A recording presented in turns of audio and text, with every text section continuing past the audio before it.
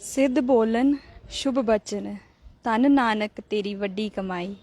वाहिगुरू जी का खालसा वाहिगुरू जी की फतेह। मैं सिमरनदीप कौर आप सारे दर्शकों का एक बाणी चैनल उत्ते जी आयां नूं करदी हाँ। अज मैं आप जी नाल गुरुद्वारा मिठियाई सर साहिब जी का इतिहास साझा करन जा रही हाँ, जो कि जिला बठिंडा विच स्थित है ते दमदमा साहिब तो 23 किलोमीटर दूर है।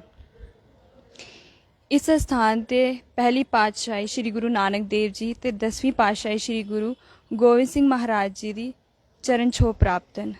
आओ इस दे इतिहास नूं जाणू होईए।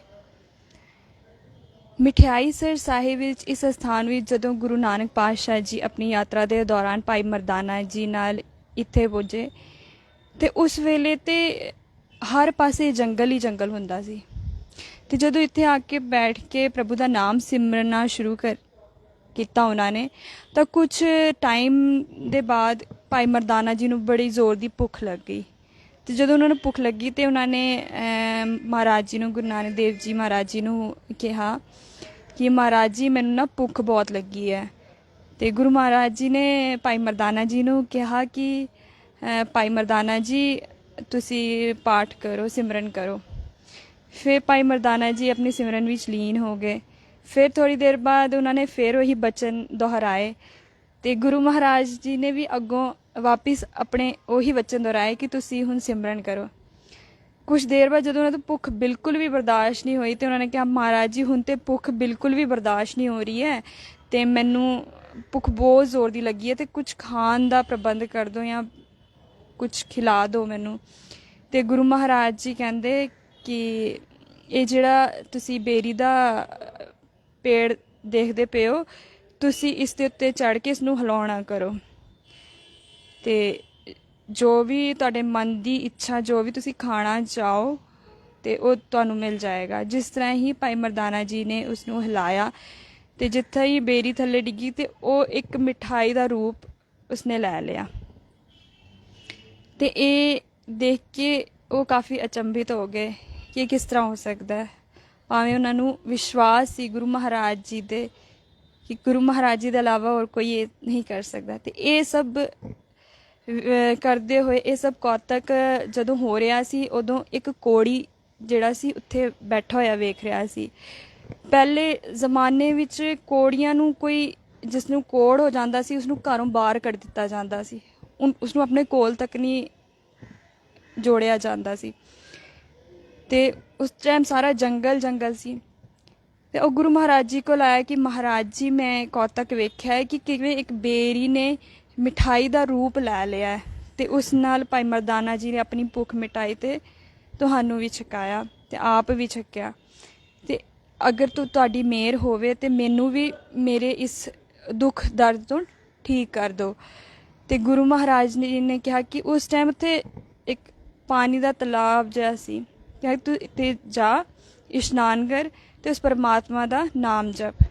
वो कोड़ी उत्थे गया तो उत्थे इशनान किया तो जिस तरह ही उत्थे इशनान करके परमात्मा का नाम जप के जिस तरह ही बाहर आया वो कौड़ी ठीक हो गया। उसके जेड़े दुख दर्द सन कोड़ सी वो बिल्कुल ठीक होया।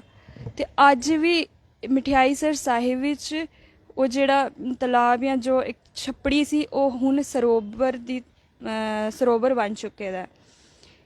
ते ये जेड़े कौतक गुरु महाराज जी ने उत्थे वरताए सन। उस तो बाद कुछ समा पा के गुरु महाराज जी अपनी अगली यात्रा नूं चले गए सन। कुछ समय दे बाद गुरु गोविंद सिंह महाराज जी शिकार करन वास्ते अमृत वेले नाम बाणी जप के नितनेम करने तो बाद भाई जी नूं कहंदे कि भाई जी चलो मेरे नाल ते फौजा नूं भी लै चलो तो अज शिकार करन जाना है। जदों शिकार करते करते इत्थे पुजे तो उन्होंने कोई शिकार नहीं मिलिया। तो शिकार नहीं मिलिया तो उन्होंने गुरु गोविंद सिंह महाराज जी ने कहा कि सिंघो अज सारे इशनान पानी करके आयो ना, नितनेम करके आयो ना, कंगा वाह के आयो ना, केसां विच कंगा वाहे दा। ते गुरु महाराज जी ने जदों ये फरमाया तो उन्होंने विचों एक सिंह सी जिन्हों ने ये आख्या कि महाराज जी मेरी अज तबीयत ठीक नहीं सी ते मैं अज ਕੰਘਾ ਨਹੀਂ ਕਰ ਸਕਿਆ। ਤੇ ਗੁਰੂ ਮਹਾਰਾਜ ਜੀ ਕਹਿੰਦੇ ਫੌਜਾਂ ਤਿਆਰ ਬਰ ਤਿਆਰ ਹੋ ਜਾਓ ਤੇ ਕੰਘਾ ਵਾਓ। ਸ਼ਾਮ ਦਾ ਪਹਿਰ ਸੀ ਉਹ, ਤੇ ਮਹਾਰਾਜ ਜੀ ਨੇ ਕਿਹਾ ਨਿਤਨੇਮ ਕਰਕੇ, ਇਸ਼ਨਾਨ ਕਰਕੇ, ਕੰਘਾ ਵਾ ਕੇ ਨਿਤਨੇਮ ਕਰਕੇ ਤਿਆਰ ਬਰ ਤਿਆਰ ਹੋ ਜਾਓ। ਤੇ ਉਸ ਸਮੇਂ ਤੋਂ ਇਹ ਜਿਹੜੀ ਮਰਿਆਦਾ ਹੈ ਇਹ ਆਈ ਸੀ ਕਿ ਸਿੱਖਾਂ ਵਾਸਤੇ ਇਸ਼ਨਾਨ ਕਰਨਾ ਤੇ 2 ਟਾਈਮ ਜਿਹੜਾ ਸਿਰ ਨੂੰ ਕੰਘਾ ਕਰਨਾ ਬਹੁਤ ਅਤ ਲਾਜ਼ਮੀ ਹੈ, ਤੇ ਨਿਤਨੇਮ ਕਰਨਾ ਵੀ ਅਤ ਲਾਜ਼ਮੀ ਹੈ, ਬਹੁਤ ਜ਼ਰੂਰੀ ਹੈ। ਤੇ ਇਸ ਤੋਂ ਬਾਅਦ ਜਿਸ ਤਰ੍ਹਾਂ ਹੀ ਗੁਰੂ ਮਹਾਰਾਜ ਜੀ ਆਪਣਾ ਸ਼ਿਕਾਰ ਲੱਭਣ ਗਏ ਤੇ ਉਹਨਾਂ ਨੂੰ ਸ਼ਿਕਾਰ ਨਹੀਂ ਮਿਲਿਆ। ਫਿਰ ਥੋੜ੍ਹੇ ਦੂਰ ਜਾਂਦੇ ਨੇ ਤੇ ਅੱਗੇ ਦੇਖਦੇ ਨੇ ਇੱਕ ਹਿਰਨ ਸੀ। ਹਿਰਨ ਨੂੰ ਆਪਣੇ ਤੀਰ ਦੇ ਨਿਸ਼ਾਨੇ ਨਾਲ ਉਸਦਾ ਸ਼ਿਕਾਰ ਕਰ ਦਿੰਦੇ ਨੇ, ਤੇ ਤੀਰ ਜਿਹੜਾ ਜਦੋਂ ਉਸਨੂੰ ਵੱਜਦਾ ਤੇ ਉਹ ਸ਼ਿਕਾਰ ਹੋ ਜਾਂਦਾ। ਉਸਦੇ ਕੋਲ ਵੇਖਣ ਨੂੰ ਜਾਂਦੇ ਨੇ, ਜਦੋਂ ਉਸਦੇ ਕੋਲ ਵੇਖਦੇ ਨੇ ਤੇ ਸ਼ਿਕਾਰ ਹੋ ਜਾਂਦਾ ਤੇ ਬੜੇ ਮੁਸਕਰਾਉਂਦੇ ਨੇ। ਤੇ ਭਾਈ ਜੀ ਜਿਹੜੇ ਉਹਨਾਂ ਦੇ ਨਾਲ ਸਨ, ਉਹਨਾਂ ਨੇ ਪੁੱਛਿਆ ਮਹਾਰਾਜ ਜੀ ਕੀ ਗੱਲ, ਤੁਸੀਂ ਇੱਕ ਤਾਂ ਉਸਨੂੰ ਮਾਰ ਵੀ ਦਿੱਤਾ, ਉੱਤੋਂ ਇਸਨੇ ਮੁਸਕਰਾ ਵੀ ਰਹੇ ਹੋ। ਤੇ ਫਿਰ ਮਹਾਰਾਜ ਜੀ ਕਹਿੰਦੇ ਕਿ ਇੱਥੇ ਮੈਂ ਇਸ ਦਾ ਉद्धार ਕਰਨ ਵਾਸਤੇ ਆਇਆ ਸਾਂ, ਕਿਉਂਕਿ ਇਹ ਗੁਰੂ ਘਰ ਦਾ ਲਾਂਗਰੀ ਸੀ। ਮਗਰ ਇਸ ਦੀ ਇੱਕ ਪਰੇਸ਼ਾਨੀ ਇਹ ਸੀ, ਇਹ ਜਦੋਂ ਵੀ ਲੰਗਰ ਬਣਾਉਂਦਾ ਸੀ ਇਹ ਹਮੇਸ਼ਾ ਉਸ ਲੰਗਰ ਨੂੰ ਪਹਿਲੀ ਨਮਕ ਮਿਰਚ ਜਿਹੜਾ ਹੈ ਉਹ ਚੱਖ ਲੈਂਦਾ ਸੀ, ਤੇ ਉਹ ਸੁੱਚਮ ਨਹੀਂ ਰਹਿੰਦੀ ਸੀ। ਤੇ ਇਸ ਨੂੰ ਕਈ ਵਾਰ ਇਸ ਗੱਲ ਵਾਸਤੇ ਰੋਕਿਆ ਵੀ, ਇਸ ਨੂੰ ਸਮਝਾਇਆ ਵੀ। ਇਹ ਗੁਰੂ ਘਰ ਦਾ ਖਜ਼ਾਨਚੀ ਵੀ ਸੀ, ਤੇ ਇਸਨੇ ਉੱਥੋਂ ਖਜ਼ਾਨੇ ਵਿੱਚੋਂ ਵੀ ਕਈ ਵਾਰ ਜਿਹੜੇ ਮਾਇਆ ਹੈ ਅੱਗੇ ਪਿੱਛੇ ਕੀਤੀ ਸੀ, ਤੇ ਤਾਂ ਵੀ ਇਸ ਨੂੰ ਸਮਝਾਇਆ ਸੀ ਕਿ ਇਸ ਤਰ੍ਹਾਂ ਨਹੀਂ ਕਰਨਾ, ਮਗਰ ਇਹ ਸਮਝਿਆ ਨਹੀਂ। ਤੇ ਅੱਗੇ ਜਾ ਕੇ ਇਸ ਨੂੰ ਹਿਰਨ ਦੀ ਜੂਨ ਮਿਲੀ ਸੀ। ਤੇ ਅੱਜ ਇਸ ਦਾ ਜਿਹੜਾ ਇਸਦਾ ਜੋ ਵੀ ਇਸਨੇ ਕੀਤਾ ਸੀ ਉਸ ਦੀ ਗਲਤੀ ਦੀ ਹੁਣ ਸਜ਼ਾ ਜਿਹੜੀ ਹੈ ਉਹ ਪੂਰੀ ਹੋ ਗਈ ਸੀ, ਤੇ ਹੁਣ ਇਸ ਨੂੰ ਮੈਂ ਇਸ ਦਾ ਉद्धार ਕਰ ਦਿੱਤਾ, ਆਪਣੇ ਸਿੱਖ ਦਾ ਉद्धार ਕੀਤਾ। ਤੇ ਉਸ ਵੇਲੇ ਮਹਾਰਾਜ ਜੀ ਨੇ ਸਾਨੂੰ ਦੱਸਿਆ ਕਿ ਕਿਵੇਂ ਸਾਨੂੰ ਸੁਚਮਤਾਈ ਆਪਣੇ ਵਿੱਚ ਵੀ ਵਰਤਣੀ ਚਾਹੀਦੀ ਹੈ। ਗੁਰੂ ਘਰ ਤੋਂ ਲੈ ਕੇ ਗੁਰੂ ਘਰ ਵਿੱਚ ਤੇ ਵਰਤਣੀ ਹੈ, ਆਪਣੀ ਜ਼ਿੰਦਗੀ ਵਿੱਚ ਵੀ ਕਿਵੇਂ, ਜਾਂ ਆਪਣੇ ਰੋਜ਼ਾਨਾ ਜ਼ਿੰਦਗੀ ਵਿੱਚ ਵੀ ਕਿਵੇਂ ਵਰਤਣੀ ਹੈ। ਫਿਰ ਸ਼ਾਮ ਦਾ ਵੇਲਾ ਹੋਇਆ ਤੇ ਮਹਾਰਾਜ ਜੀ ਆਪਣੀ ਫੌਜਾਂ ਨੂੰ ਕਹਿੰਦੇ ਨੇ ਕਿ ਚਲੋ ਹੁਣ ਦਮਦਮਾ ਸਾਹਿਬ ਵਾਪਿਸ ਲੌਟ ਚਲੀਏ। ਤੇ ਸਿੰਘ ਬੋਲਦੇ ਮਹਾਰਾਜ ਜੀ ਦਮਦਮਾ ਸਾਹਿਬ ਤੇ ਪਤਾ ਨਹੀਂ ਕਿਤਨੇ ਦੂਰ ਹੋਏਗਾ, ਤੇ ਅੱਜ ਦੀ ਰਾਤ ਅਸੀਂ ਬਹੁਤ ਥੱਕ ਗਏ ਦੇ ਹਾਂ, ਤੇ ਅੱਜ ਦੀ ਰਾਤ ਇੱਥੇ ਵਿਸ਼ਰਾਮ ਕਰਦੇ ਹਾਂ। ਤੇ ਮਹਾਰਾਜ ਜੀ ਕਹਿੰਦੇ ਨੇ ਠੀਕ ਹੈ, ਤੁਸੀਂ ਵਿਸ਼ਰਾਮ ਕਰ ਲਓ। ਸ਼ਾਮ ਦਾ ਵੇਲਾ ਜਦੋਂ ਆ ਗਿਆ, ਉਹਨਾਂ ਨੇ ਪਾਠ ਨਿਤਨੇਮ ਜੋ ਵੀ ਆਪਣਾ ਕੀਤਾ। ਉਸ ਤੋਂ ਬਾਅਦ ਸਾਰੇ ਸਿੰਘ ਕਹਿਣ ਲੱਗੇ ਮਹਾਰਾਜ ਜੀ ਭੁੱਖ ਬਹੁਤ ਜ਼ਿਆਦਾ ਲੱਗੀ ਹੈ, ਤੇ ਰਾਤ ਕਿਸ ਤਰ੍ਹਾਂ ਨਿਕਲੇਗੀ। ਤੇ ਉੱਥੇ ਕਿੱਕਰ ਦਾ ਦਰਖਤ ਸੀ। ਮਹਾਰਾਜ ਜੀ ਕਹਿੰਦੇ ਇਸ ਕਿੱਕਰ ਦੇ ਦਰਖਤ ਨੂੰ ਹਿਲਾਓ, ਤੇ ਉਸ ਤੋਂ ਬਾਅਦ ਜੋ ਵੀ ਕੁਛ ਆਏਗਾ ਤੇ ਤੁਸੀਂ ਉਹ ਛਕ ਲਿਓ। ਜਿਸ ਤਰ੍ਹਾਂ ਹੀ ਕਿੱਕਰ ਦਾ ਦਰਖਤ ਹਿਲਾਉਂਦੇ ਜਿਹੜਾ ਪੱਤਾ ਡਿੱਗਦਾ ਉਹ ਫਿਰ ਆ ਕੇ ਥੱਲੇ ਇੱਕ ਮਿਠਾਈ ਦਾ ਰੂਪ ਲੈ ਲੈਂਦਾ।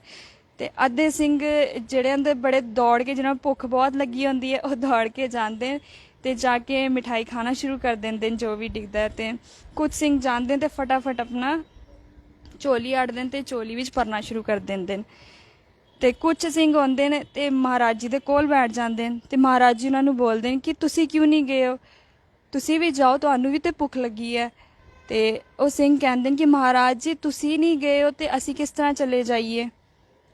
ਤੇ ਗੁਰੂ ਮਹਾਰਾਜ ਜੀ ਉਦੋਂ ਉਹਨਾਂ ਸਾਰਿਆਂ ਦੀ ਪਰੀਖਿਆ ਲੈ ਰਹੇ ਹੁੰਦੇ ਨੇ, ਤੇ ਉਦੋਂ ਗੁਰੂ ਮਹਾਰਾਜ ਜੀ ਦੱਸਦੇ ਨੇ ਕਿ ਇਹ ਜਿਹੜੇ ਸਿੱਖ ਗਏ ਨਹੀਂ ਹਨ ਮੇਰੇ ਕੋਲ, ਇਹ ਗੁਰਸਿੱਖ ਹਨ, ਇਹ ਵੰਡ ਕੇ ਛਕਣ ਦੀ ਜਿਹੜੀ ਪ੍ਰਕਿਰਿਆ ਉਹ ਕਰ ਰਹੇ ਨੇ, ਉਹ ਨਿਭਾ ਰਹੇ ਨੇ ਕਿ ਵੰਡ ਕੇ ਸਿੱਖ ਨੂੰ ਜੋ ਵੀ ਹੈ ਉਹ ਵੰਡ ਕੇ ਛਕਣਾ ਚਾਹੀਦਾ ਹੈ, ਇਕੱਲੇ ਨਹੀਂ, ਹਮੇਸ਼ਾ ਵੰਡਣਾ ਚਾਹੀਦਾ, ਫਿਰ ਇੱਕ ਦੂਜੇ ਨਾਲ ਵੰਡ ਕੇ ਛਕਣਾ ਚਾਹੀਦਾ। ਤੇ ਜਿਹੜੇ ਖਾ ਰਹੇ ਉਹ ਖਾਲੀ ਆਪਣਾ ਪੇਟ ਪਾਲਦੇ ਪਏ, ਤੇ ਜਿਹੜੇ ਵੀ ਮਿਠਾਈ ਵਗੈਰਾ ਨੂੰ ਆਪਣੀ ਝੋਲੀ ਵਿੱਚ ਪਾ ਕੇ ਰੱਖਦੇ ਪਏ ਉਹ ਟੱਬਰ ਪਾਲੂ ਹਨ।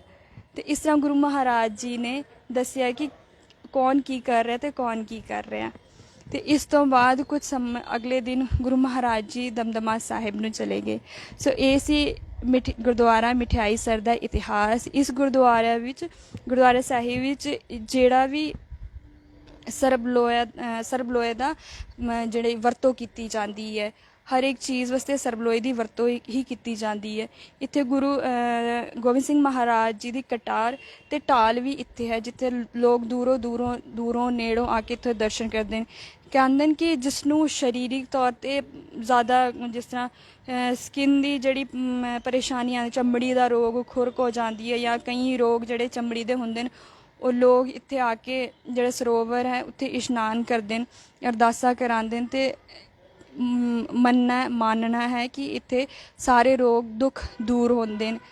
ਸੋ ਇਹ ਸੀ ਗੁਰੂਦੁਆਰਾ ਮਠਿਆਈ ਸਰ ਦਾ ਇਤਿਹਾਸ। ਸੋ ਵੇਲਾ ਹੋ ਗਿਆ ਹੈ ਹੁਣ ਆਪ ਸਾਰਿਆਂ ਤੋਂ ਇਜਾਜ਼ਤ ਲੈਣ ਦਾ। ਮੈਨੂੰ ਦਿਓ ਇਜਾਜ਼ਤ।